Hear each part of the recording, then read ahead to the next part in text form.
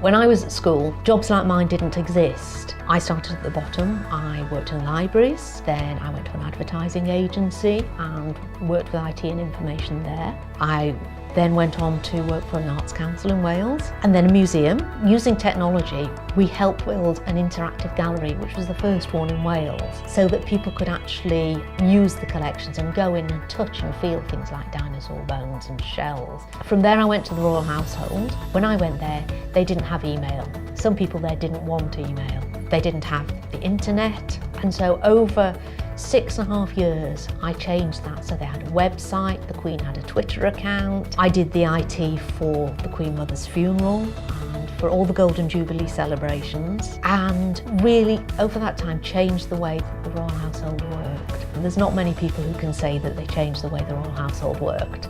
And I can. One of the nice things about IT is it does open doors, and there's lots of opportunities to do things like travelling or trying new things if you want. I was lucky enough to spend some time in Mumbai on a course. I've been to the Royal Palace at Brussels. I've travelled all over the UK. I love the fact that even though you're working with computers, you're helping to make a difference in the way that people work and live.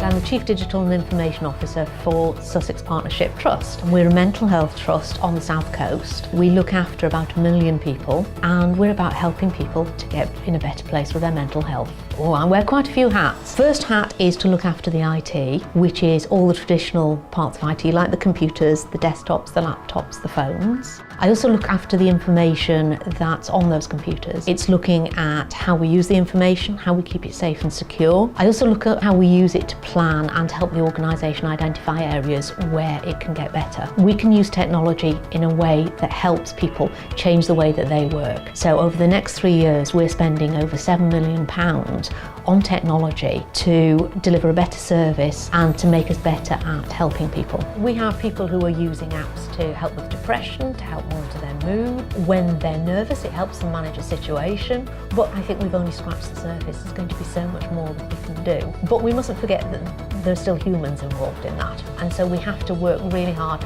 to keep the IT human.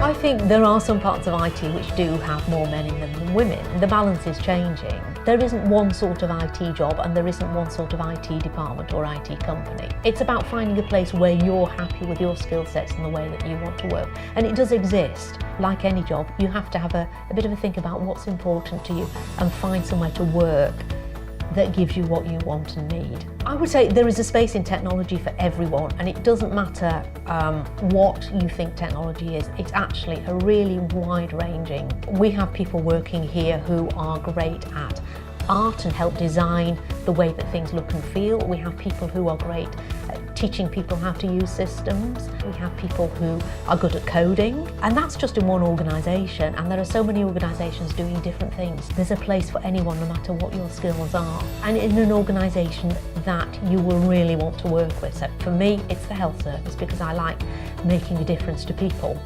But you can find jobs in horse racing, you can find IT in warehouses, IT is everywhere. So somewhere out there is a place that you will love to work in an IT capacity.